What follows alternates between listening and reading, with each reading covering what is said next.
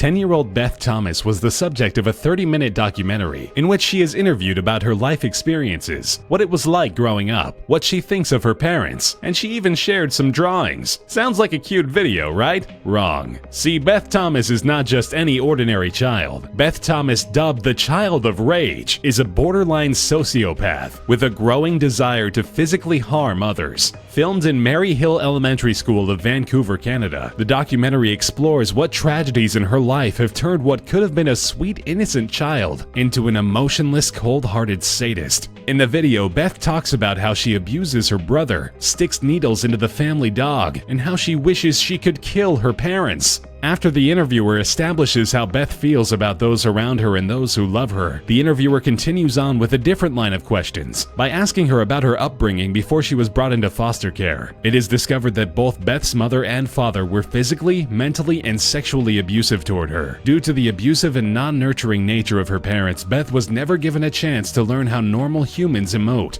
Somehow, against all odds, and with the help of Beth's new adoptive parents and many therapists, she was able to make a full recovery to a healthy state of mind. Now as an adult, Beth works as a successful registered nurse in Colorado. She even set up a charity for children who were abused.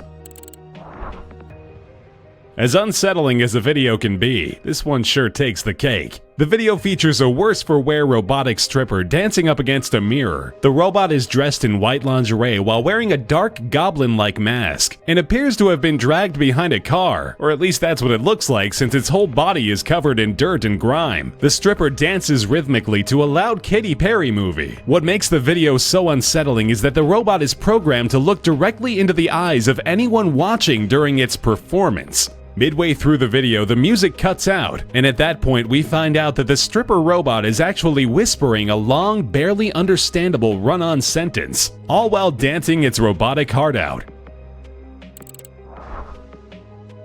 On February 9, 2012, a video was uploaded to YouTube by a user named 112dirtbag that became international news. At first glance, the video appears to be just some old creepy man alone in a dingy basement laughing at the camera. So why did nearly every international news agency think this video was such a big deal? Because the video is titled Happy Anniversary, and the day it was uploaded, February 9, 2012, marks the 1-year anniversary of the mysterious disappearance of nursing student Mara Murray. After Mara Murray went missing, her father had spent that year telling everyone that he strongly believed his daughter was the subject of a kidnapping. The father claimed his daughter's abduction occurred on Route 112, and he was famous for calling the kidnapper a dirtbag. Once all eyes were on the mysterious man who owned the channel 112dirtbag, he took the video down. Fortunately, a blog dedicated to the disappearance of Mara Murray was smart enough to have the foresight to save the video, and they rehosted it on their site. The next day, 112dirtbag uploaded a new video. This video, a slideshow featuring photos of a 5-year-old boy. That boy was the son of James Renner, who was also the owner of the blog.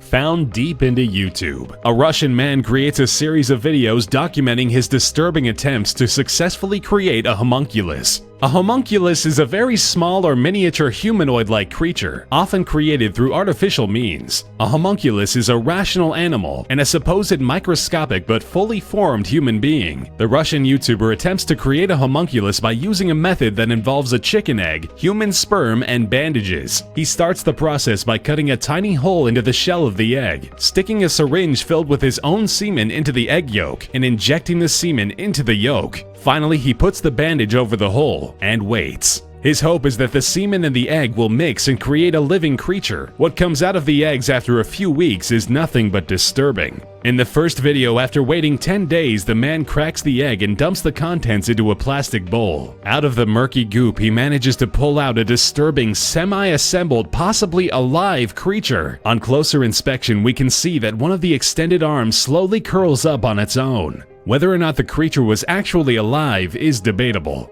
In the second video, again after another initial waiting period, the man cracks open a newly incubated egg into a plastic container. This time, what the man pulls out of the murky egg appears to be somewhat sentient. For a few moments, the creature observes its surroundings, before finally landing its gaze on the Russian. The creature then shoots a clear liquid into the face of the man, causing him to react violently and crushing it with a large book. In the third and final video, the man tries once more to create a homunculus. This time he inseminates over 20 different chicken eggs. Dressed in a full hazmat suit, he opens each egg one by one, only to find out that each produced nothing. And thankfully so.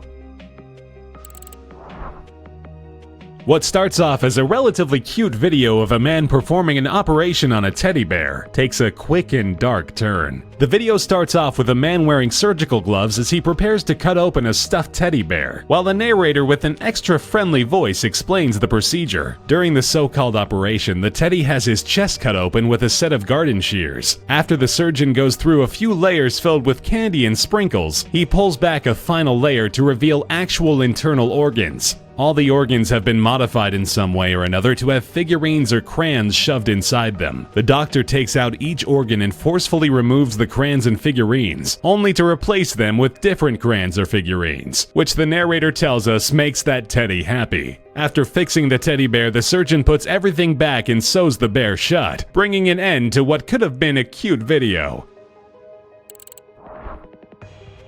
In 2013, 18 days after she was reported missing by her parents, the body of Eliza Lamb was found floating inside an 8x10 water tower located on the roof of the Los Angeles-based Hotel Cecil. Police concluded that Eliza Lamb's death was an accident. They believed that days prior to her death, Eliza had stopped taking the medicine that helped control her bipolar disorder, building up to an eventual mental breakdown that led her into the water tower. The working theory the police have is that when she entered the water tower, it was full, but as time went on, many guests used water, causing the water level in the tower to lower to a point where Eliza could no longer reach the tower door, and she drowned. However, controversy was shrouded around her death after a 4-minute video of Eliza Lamb's final moments inside an elevator was uploaded to YouTube. The security footage shows Eliza hurriedly entering the elevator, then repeatedly looking outside as if someone was chasing her. She then re-enters the elevator, presses some buttons, and exits the elevator again. While in the hallway, she appears to be speaking to someone before leaving the frame. The final 30 seconds of the video feature nothing more than the elevator opening and closing. Because of this video and Eliza Lamb's peculiar behavior in it, many theories began to pop up. The two most popular theories are that Eliza was being followed home late at night, causing her to act erratic and scared. Later, the man who followed her drowned her in the water tower. The second and much less believable theory is that a ghost was haunting her. The ghost possessed her body, led her to the roof, and killed her.